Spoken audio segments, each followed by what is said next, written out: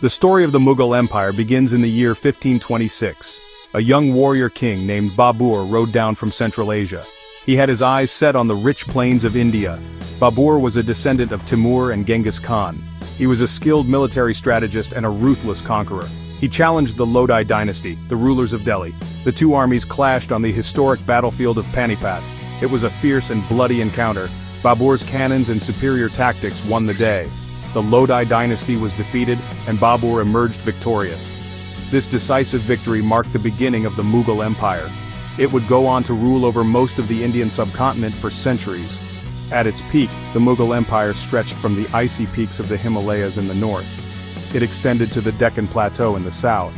From east to west, it spanned from the modern-day borders of Afghanistan and Pakistan to Bangladesh. This vast empire was a melting pot of cultures, languages, and religions. The Mughals, though of Central Asian origin, embraced Indian customs and traditions.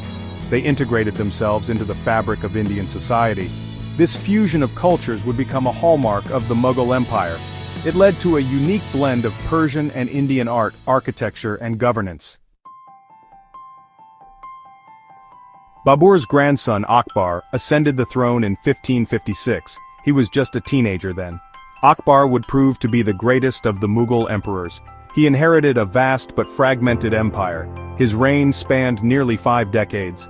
During this time, he consolidated the Mughal Empire through a combination of military might, diplomacy, and wise governance. Akbar was a military genius. He expanded the Mughal Empire to encompass almost all of the Indian subcontinent. But he was more than just a conqueror, he was also a visionary ruler. Akbar understood that the key to a stable and prosperous empire was unity and harmony among his diverse subjects. Akbar implemented a series of reforms that revolutionized the Mughal administration. He introduced a centralized system of government. This system streamlined tax collection. He also implemented a policy of religious tolerance. This policy fostered communal harmony. Akbar abolished the jizya tax. This tax was imposed on non-Muslims. He welcomed people from all faiths into his court and administration. The Mughal Empire under Akbar and his successors entered a golden age. This era was marked by unprecedented economic prosperity, artistic brilliance, and architectural grandeur. The Mughal emperors were great patrons of art and architecture. Their reign witnessed the construction of some of the most magnificent monuments in human history.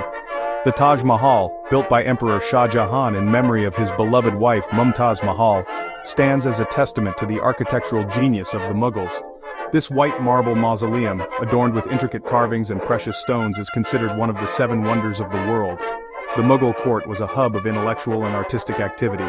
Scholars, poets, musicians, and artists from all corners of the empire flocked to the Mughal court. They sought patronage and a chance to showcase their talents. The economy flourished under the Mughals.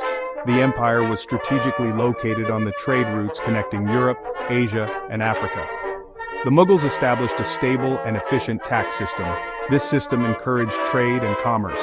Agricultural production increased. Textiles, spices, and precious stones from the Mughal Empire were highly sought after in global markets. The reign of Emperor Aurangzeb, Akbar's great-grandson, marked a turning point in the fortunes of the Mughal Empire. Aurangzeb, a devout Muslim, reversed many of Akbar's policies of religious tolerance. He reimposed the jizya tax on non-Muslims. This action alienated many of his Hindu subjects. Aurangzeb's reign also saw the empire stretch to its geographical limits. Constant wars drained the imperial treasury. The Mughal Empire, once a beacon of unity and prosperity, began to fragment. Internal rebellions and the rise of regional powers such as the Marathas in the west and the Sikhs in the north weakened the empire. The arrival of European trading companies, particularly the British East India Company, further eroded Mughal authority. By the mid-18th century, the Mughal Empire was reduced to a mere shadow of its former self. The British East India Company, through cunning diplomacy and military strength, gradually gained control over large swaths of India. In 1857, the Sepoy Mutiny, a widespread rebellion against British rule, was brutally suppressed. The last Mughal emperor, Bahadur Shah Zafar, was exiled to Rangoon, marking the end of the Mughal dynasty. The Mughal Empire, with its legacy of grandeur, cultural synthesis, and architectural marvels, became a part of history.